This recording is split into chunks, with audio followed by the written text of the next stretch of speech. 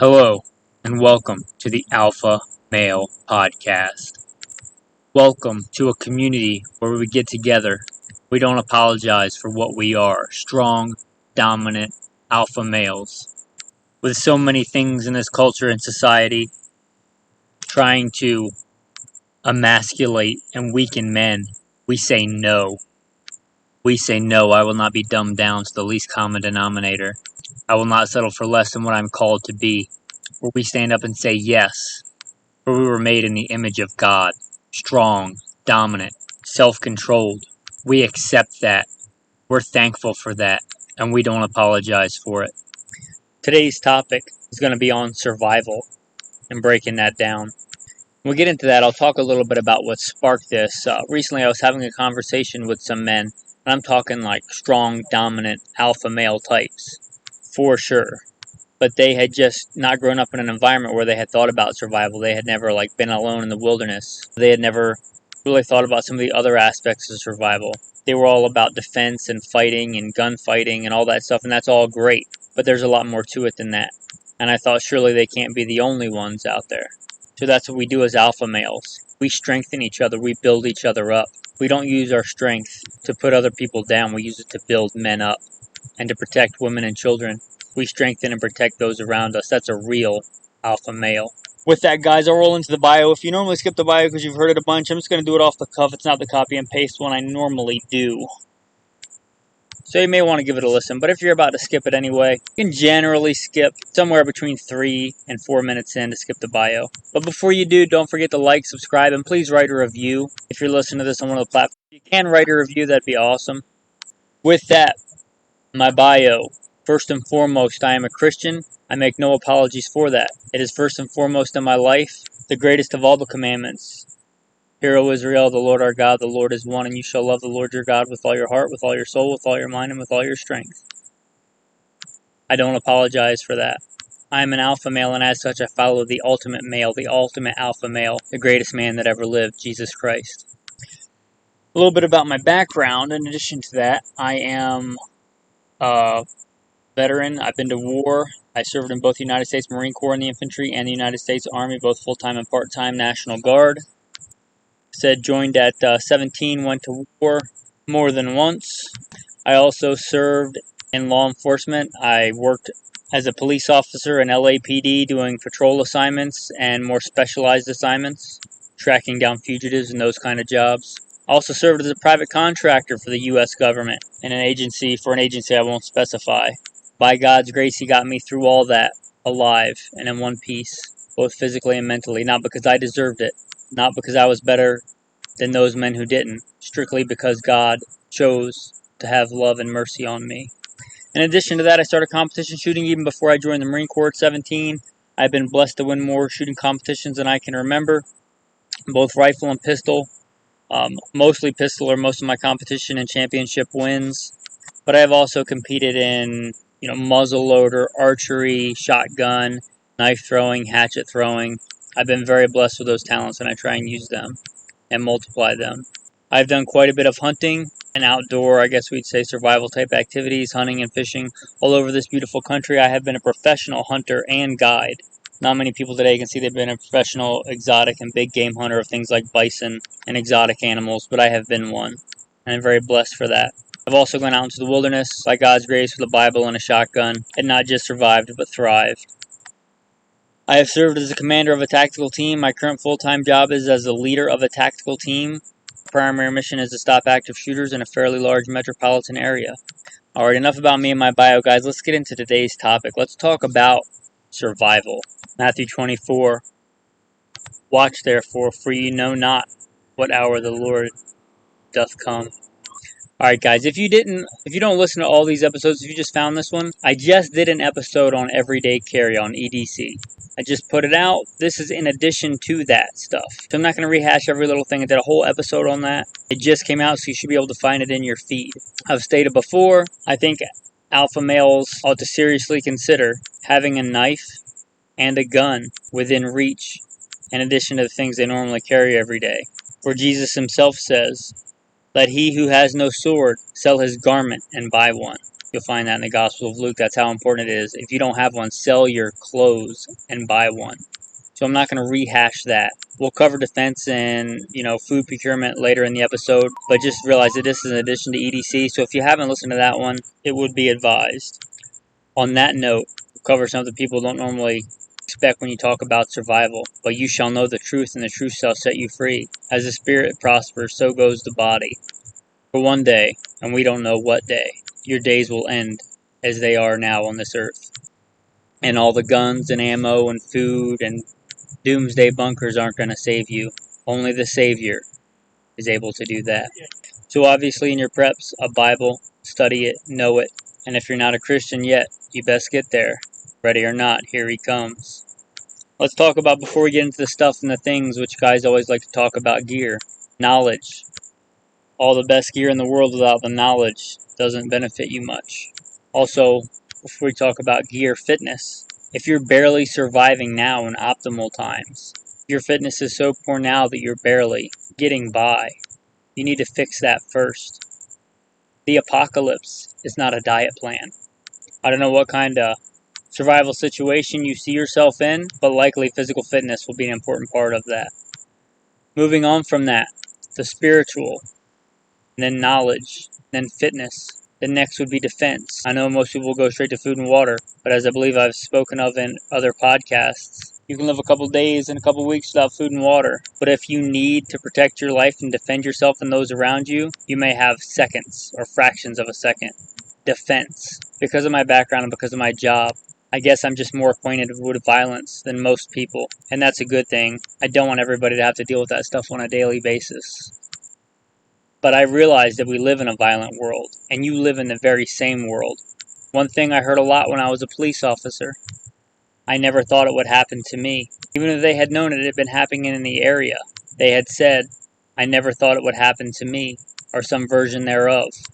But men, as the Bible says, rain falls on the just and the unjust. Now defense. I believe part of being an alpha male, unless you're a pacifist, should be defense. Defense of self and defense of others. You shall love your neighbor as yourself. You ought to know and be acquainted with hand-to-hand combat. You ought to know and be acquainted with some kind of melee weapon. And in the world we live in the day and time today, the most effective tools for defense are firearms. I encourage you to know and be acquainted with those as well. Now, survival may require many tools, and a firearm is just another tool like an axe or a shovel or a kukri, or anything else you might use for survival. Now, you could defend yourself with any one of those implements, and people certainly have, but the most effective tool is a firearm. So don't jump straight to plan B if you could have had a plan A. And like I said, EDC is the place to start. We already talked about that. But your Glock 19 or whatever you carry for EDC is likely not your best survival tool. Your shotgun and your 22 are going to be far better tools for that. And we'll get back to that in food procurement. Let's move on to water. Now, I'm not going to waste time talking about the importance of water, except to say that you need it. When it comes to water, we'll talk about stored water and procurement of water. Break that down to those two categories. Storing water right now is easy. Likely it just comes out of your tap for most of us. Now, that might not be the best water to drink, the healthiest water to drink with all the stuff that gets put in there, but for survival it'll do fine. So start an easy, cheap, even no-cost way to do that, if you don't pay whatever penny per gallon for your water or pennies per gallon for your water, is to save up old containers, 2-liter bottles, things that have acidic stuff in there, or pressurized stuff in there, carbonated drinks. Save those containers up, rinse them out, fill them with water, and store them somewhere. Simple, easy. Think about what you would do if one day you went to the tap and nothing came out. Dirty water is often one of the biggest killers after a natural disaster or something like that. It's not like you can see the germs and bacteria in the water. So store clean water now, and it's easy. If you want to, you can get, the 5-gallon jugs of water, or even if you want to get bigger than that, you could go bigger 55-gallon drums and store water. I personally have, 5-gallon water containers underneath where I stay, in addition to a fairly large tank filled with water. Next, we're going to talk about water procurement. There's a couple of main ways to do this. Chemical, meaning things like bleach, things like iodine. I'm sure there are others, but those are the main two. Just simply storing bleach, just cheap and easy right now. Everybody's freaking out, trying to buy ammo. Do you have bleach? Because bacteria and dirty water may be far more important. To store bleach, know how much you have to add to water to purify it, to clean it. Iodine. Iodine's good for lots of things. And in the right doses, it's even healthy for you. So iodine. Iodine also is used to treat water. You can get that in a liquid form, you can get it in little tablets. No matter what else you have to procure water, I would advise having a small thing of iodine tablets. You can get them at Walmart even. Purify drinking water. Super simple, super easy. The ratio, I think, is even on the bottle. I've done it before out in the wilderness. You don't want to take the chances. Drop some iodine in your water. They're very light, very portable, very easy. Also, something I have is comes in like a hockey puck, a big hockey puck of chlorine. It can be useful for a lot of things. Drinking chlorine in your water is not the healthiest thing, but if you drink city water, you're probably drinking it all the time anyway. So in a survival situation, that will be even less of a concern for me. Moving on, talking about procurement of water. You have, by means of heat, boiling water. And most people know that you have to boil water, and if you boil water, you make it clean to drink. But think about if you don't have running water, you likely don't have a way to heat that water. Think about how much energy it takes to split wood and cut wood and burn wood just to boil water, and how much water you need in a day. So yes, you can do it. It would not be my primary means. It takes time, it takes energy. But yes, you can boil water and make it clean from most things. So know how to do that. Part of your basic preparations at the bare minimum should be a metal container, a metal mug, a metal cup, copper, steel, stainless steel, super cheap and easy, aluminum even. Just a basic steel cup, good for a lot of things. Good for cooking, good for purifying water. Those metal water bottles, not the insulated ones. Obviously, insulation is not good to have an insulated mug if that's what you're going to rely on to boil water. So an uninsulated, metal container to boil water. The next way of water procurement is physical. Something like a good quality water filter like a Berkey, if it's something in your house, if it's something portable, a Life Straw, a Sawyer Mini. I know there's a bunch of different companies that make them, but a physical way to remove things you don't want from your water. Those right now are cheap and easy. I don't know why you wouldn't have a Life Straw in your car, in your vehicle, in your little backpack, or a Sawyer Mini, or whatever you want to use. Moving on from water, we have fire. Obviously, fire is important. Fire's been important. It's one of the things that sets us apart in our ability to survive over other animals. Rendering food safe to eat, rendering water safe to drink, providing warmth, providing energy. Things we've forgotten about, but things like repelling insects or keeping away animals that want to kill us and eat us. I'll break fire likewise down into two different categories. The civilized way to make fire and a primitive way to make fire. Now, it's all good and well, and I'm not putting down, if bushcraft is your thing and you can make fire with 2 sticks, that's great. That's a primitive way to know how to make fire. Knowing what rocks to hit together to make sparks to make fire, that's great. If you have access to it now, get some civilized way to make fire. As simple as a lighter wrapped in duct tape so it doesn't get wet. Making fire with sticks is all well and good until one of your hands is broke or something like that happens. Skills is great, but something like a lighter, something like a magnesium fire starter that I have sitting in front of me, you can get those for like $5 to $7. Magnesium on one side and a fire striker on the other. Waterproof. I'd still say have a lighter because it's a little bit harder, but things like that. A civilized way to make a fire. Save time and save energy. Next, we'll talk about food. I'll likewise break down food into 2 categories. Your stored food and your procurement of food. Now, stored food is important. Don't be the totally tactical guy that's got 10,000 rounds of ammo and no stored food. If you're the kind of person thinking, I'm just going to have a gun and I'm just going to go kill people and take their food, then you're not the kind of man I want listening to this podcast. You're not an alpha male. If you're too lazy to go out and spend some money right now and get some food and put it aside, you're willing to go kill people after a bad event to take their food. And what's going to happen to you when your days are done? And what's going to happen to you when someone like me hears about somebody killing people and taking their food? That is not a survival plan. We talk about storing food. As an alpha male, you ought to be able to protect and provide in good times and bad. What if you can't just go to the store and buy food? Well, you can buy it now, you can store it now. The most bang for your buck so to speak, calories per cost ratio, is probably going to be your rice and your beans. You can look up how to store those safely and easily. I'm not going to get into that, but that's a main advantage of grains, is that they can be stored long term. That's one of their big advantages that help us survive as a species, that let us settle down and make cities and societies and civilization, is that we could store grain for when there wasn't food available. To store it now for when it's not available.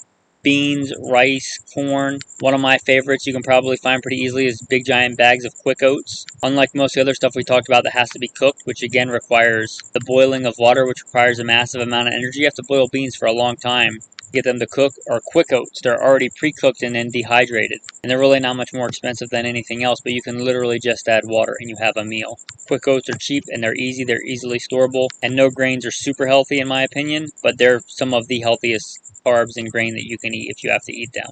Quick oats. You can get them in a big, 30, 40, 50 pound bag or whatever from whatever Winco or restaurant supply stores near you. Check that out. And if you're talking about not the most bang for your buck, but the most bang for your space, like in a small area, I say peanut butter is a good runner-up for that. Peanut butter is great. It has a massive amount of calories for the space that it takes up. It's got fat. It's got protein. Usually has salt. All the things a growing alpha male needs to be strong, as far as survival food goes anyway. If you want things like MREs or the Coast Guard survival rations, those are good. I mean, obviously you heard my background. I've had to live on MREs. If you want to store some of those, that's fine, but they're pretty expensive if you're talking about storing an amount of food. If money's no object to you, then great. Also, another cheap, easy thing to store for food is ramen noodles. I mean, who doesn't like ramen noodles? I don't generally eat them because they're not the most nutritious, but you can store ramen noodles. They're ridiculously cheap. Get a couple of cases of ramen noodles and put them somewhere and forget about them. Get a flavor that you and your people that you care about will eat. Now let's talk about food procurement. There's a couple of different ways. Fishing, hunting, and growing. I guess you could also include scavenging, but I don't know how well you're going to be able to plan that out. So fishing. If you live somewhere, unlike me, not in a desert, where you have access to fish, like I said, knowledge is more important. So don't think that in the apocalypse you're going to learn how to hunt and fish. Because if times are hard and only the strong survive, how much bigger advantage is the guy that already knows how to hunt and fish going to have? And a good fisherman, a fisherman that knows how to fish, will tell you even when times are good, even when conditions are good, fishing is not always a given. Even more so with hunting. Even the best hunter can go out time after time and not see anything, not harvest anything. So get those skills now. Know how to fish. But if you want my advice on some basic fishing kit, some good small hooks, because you can catch a big fish on a small hook, but it's much more difficult to catch a small fish on a big hook. Some good small hooks. Like I said, right now they're cheap, they're easy to get. Get some good fishing line. Number 6 pound and number 8 pound is a good all around. I don't think it's really necessary to store other things like bobbers and sinkers. If you're already a fisherman and you have that stuff, that's fine. But you can find something that sinks and find something that floats, like a stick or an earplug or something like that if it comes down to it. But really, trying to make a fish hook, I've never done that, but I can only imagine how frustrating that would be. It's probably not going to be nearly as good. Any good fisherman will tell you having a good quality fish hook greatly increases your chances of landing a fish. If you're counting on that fish to eat, and they're so cheap and available right now, fish hooks. You can also do things like fish traps. They're illegal now, but having if you live in an area where there's, let's say Florida, where there's lots of ponds and rivers and the ocean, something like a cast net or a gill net. Now let's talk about hunting and trapping. As you heard in my bio, I've hunted and trapped all over, for everything from whitetail on the East Coast to mule deer on the West Coast, and elk and bear and bison and different exotic animals. And the people that think they're just going to go out there and live off the land hunting, in general, are the people that have the least amount of experience hunting. Because if you've ever eaten small game for survival, you'll know how much small game it takes to not be hungry. And hunting big game, let's say you're out and you do shoot something big like a deer or an elk, without talking about hard times, you're likely not going to have refrigeration. You're likely not going to have things like that. So you either got to have a bunch of salt to preserve it or no way to preserve it, or you just shot, a big animal and a lot of it may go to waste because you can't preserve it. But you should have the skill of hunting. I believe that's an alpha male skill. Knowing how to hunt, knowing how to put food on the table, knowing how to take an animal and skin it and gut it and butcher it and throw it on a fire and eat it. Like I said, I've done quite a bit of archery. Took my first bear with a bow when I was, I want to say 16, give or take a year. So I took my first bear with a bow when I was 16, and I've competed in lots of different weapons. But let me tell you, that should be a plan B. Your plan A should be a firearm. And in my training and experience in my lifetime, by far the best tools for that are a .22 and a shotgun. You could sit here and argue and debate. Maybe I'll put up an episode on a .22 versus a shotgun for survival. Which one's better? You know, tons of survivalists debate this and that. I'll tell you my go-to is the shotgun, because if we're talking about defense, shotgun is a very devastating weapon. Yes, a .22 rifle can be used, and they're not ineffective. But if I had to pick one, it would be the 12-gauge shotgun. When I go out into the wilderness to provide food, it's a 12-gauge shotgun. I can take anything from a dove to a grizzly bear just by changing out ammunition. And none of us can see the future, so we don't know what kind of situation we'll be in, and the shotgun is the most flexible weapon. And the good news is right now they're super affordable. And in the ammo apocalypse of what we're in right now of 2020, 2021, who knows how long the foreseeable future, some of the ammo you still can get is shotgun ammo. So if you know a lot about guns and you have a better choice, that's fine. But a good 12-gauge single-shot break-action shotgun is going to be your most utility for the money. For a little bit more, under $200 bucks, usually you can get a good pump-action shotgun, which is going to greatly increase your rate of fire for something like defense or for something like taking multiple small game animals. If you're talking about the .22, you're really going to have to give me a good, compelling reason to pick something other than .22, the 1022. The Ruger 1022 is great. It comes in regular models, it comes in stainless all-weather models, it comes in takedown models. The main advantage the 22 has is that its ammunition is much more easily portable. You're probably not packing around more than 100 rounds of shotgun ammo, but you can easily pack 1,000 rounds of 22 ammo. So it's really up to you, but if you're talking about a tool for when things are really bad and you need to put food on the table, the 22 or the shotgun. If you have a centerfire rifle, that's fine. If you have an AR-15, that's fine. I've certainly hunted with both of those. As you heard, I was a professional big game hunter and guide. But I'm talking about putting food on the table. I don't want to shoot a dove with my AR-15 because I want to eat it afterwards. Moving into trapping. Trapping also can be important, but you generally have to be stationary for trapping. So if you're on the move, trapping's not super viable. But I certainly have trapped in the past successfully, storing things up like conifer bear traps. You're talking about mobile, having things like snare wire, much lighter and easier, but you have to know how to do that. You have to know. You have to kind of be an outdoorsman and know where you have the best chance that animal is going to step into that small area and get trapped. That's a skill, just like hunting, that you kind of have to have now. So get out there and fish and hunt where it's legal. If it's not legal for you where you are, learn how to hunt without a gun. Whatever gun you decide. Find out what the effective range is. Go out and dry fire on a target that represents a target that you would eat, a dove, a deer, or whatever. Practice on those targets. And then if it's not legal, leave your gun, just carry your CCW gun, and go out and try and get within the effective range that you're effective with your gun to those animals now. I'm talking about wild animals. You can hunt without a gun. You can get those skills without ever taking that animal because it's not legal, because of whatever. You can get out there and get those skills. Next on food procurement is growing food. I have grown my own food in the past. By no means have I grown all of my own food, like 100% of it. But you kind of have to be stationary for that. You kind of have to have somewhere with fertile soil. Maybe you live in a city. But don't just think you're going to have your survival seed bank and go out and throw it on the dirt, and then, a couple months later you're going to be rolling over in corn and tomatoes and cucumbers and all that stuff. Get that skill now. Know how to grow stuff now, even if you're just practicing growing it in a pot in your apartment. I'm going to be honest right now. I know how to grow things. I've grown things like beans and stuff in the past. It is kind of frustrating for me. I am not a natural grower of things. I'd much rather go out and hunt and forage them. But that is a skill that I have practiced and I have a little bit of experience with. But we're talking about food crops. We're talking about things that are very calorie dense. Things like corn and potatoes. Things I would not advise eating day to day, but things that, in a world where you need as many calories as you can get, things like potatoes, starches, and corns. Lettuce and cucumbers are delicious, but they're not doing much for you if you're trying to survive.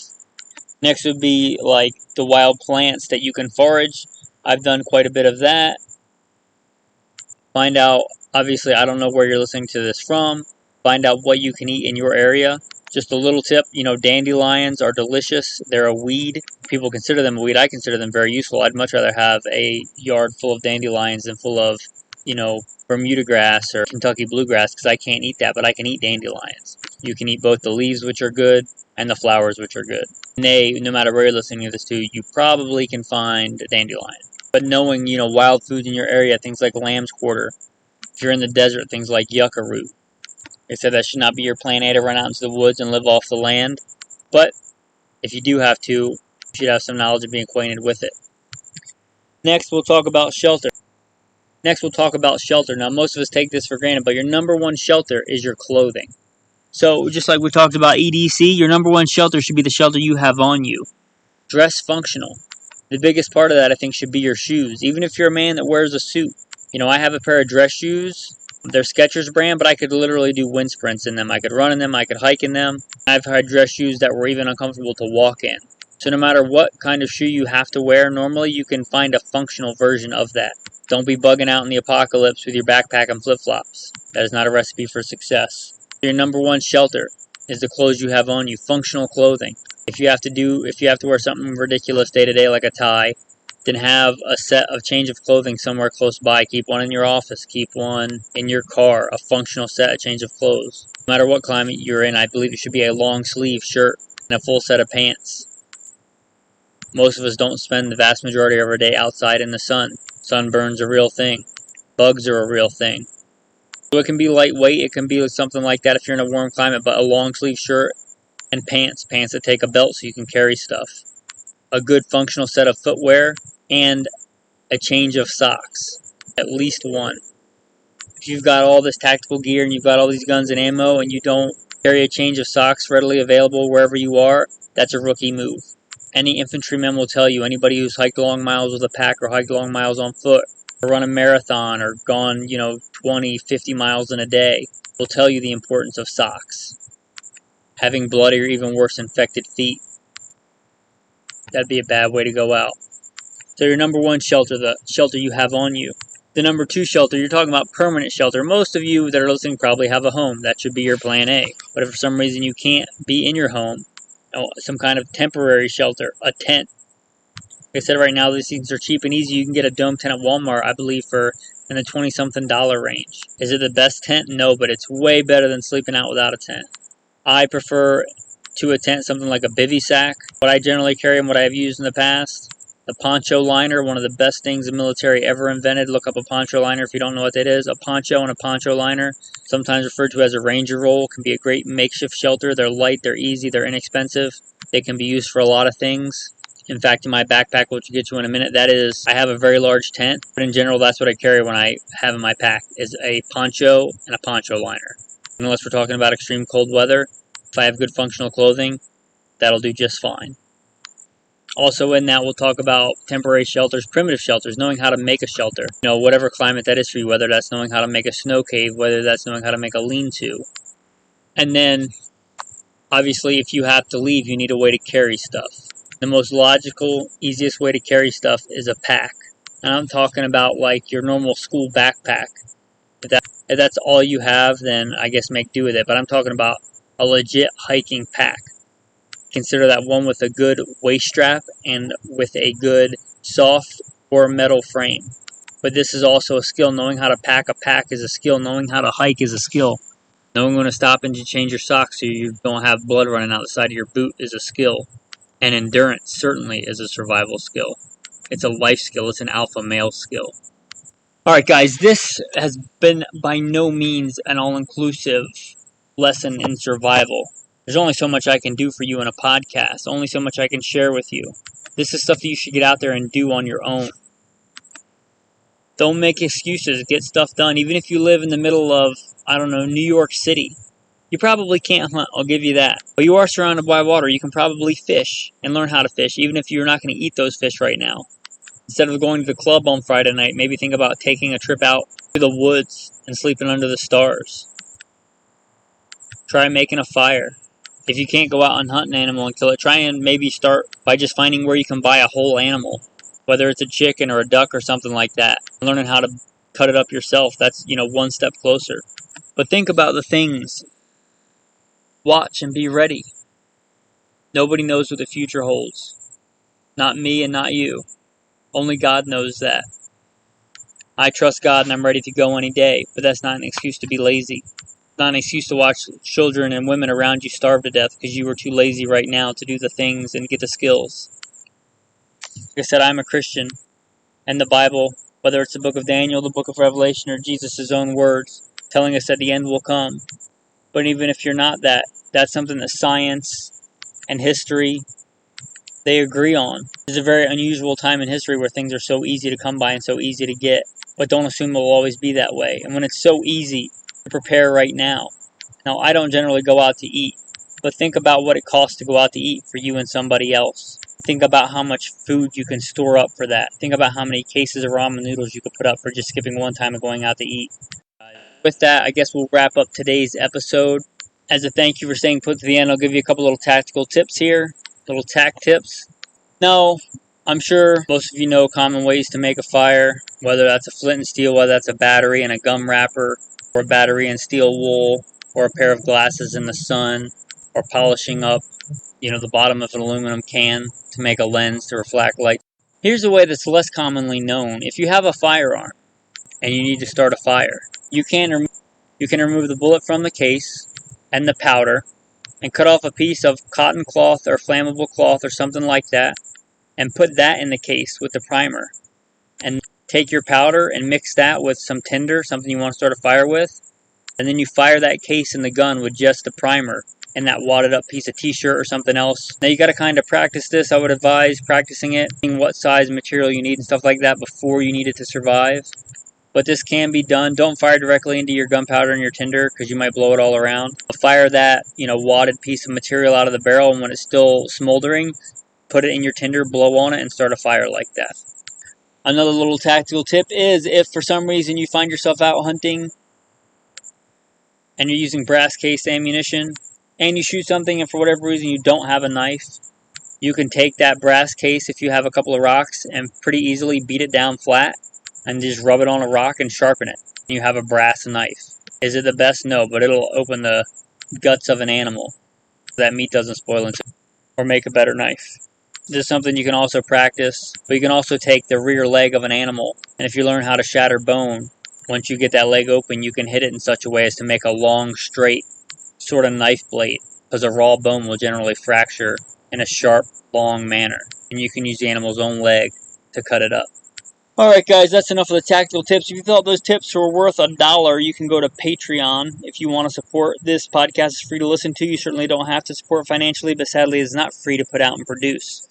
So if you think those tips or this podcast is worth $1 a month, you can go to Patreon. You can even just sign up once for $1 and then just cancel it. But if you have it in your heart to give, go to Patreon and type in Good Shepherd Training or Alpha Male Podcast, and then support that way. If you have it in your heart to give that way, then give. And if you don't, then don't, and don't feel guilty about it. But if you want to support the community you're now a part of, that'd be great. If you want to support, not financially, you can always just subscribe to the podcast, and write a review. Or if you listen to this on iTunes or a similar platform, you might scroll down where it's got all the stars. Click whatever you think this podcast should get, and then just write a review. If you like this podcast, you may like a few more. If you care about the important stuff, Simple Man Sermons, the preachings of a simple man called by God to share the good news of Jesus Christ. And then if you're into guns and gunfighting and defense, there's a whole separate podcast called Gunfighter Life. One other aside, I'll say if you want to contact me, obviously if you go to Patreon and sign up, you can do it there. You can also go to goodshepherdtraining.com. That's the umbrella that you can find all those podcasts under. goodshepherdtraining.com. Also, I did mention in the bio, but I'm an FBI certified firearms instructor, taught at one of the biggest private firearm shooting academies in the country. I was an urban warfare instructor for the United States Marine Corps. Anyway, if you're interested in any kind of training or any kind of instruction or consultation on a broad number of topics, you can reach out to me. With that, guys, we'll conclude this episode and say, get out there and be an alpha male. And don't forget the one who made you that way. The maker of men, God Almighty, and the ultimate alpha male, Jesus Christ. Thanks, and have a blessed day.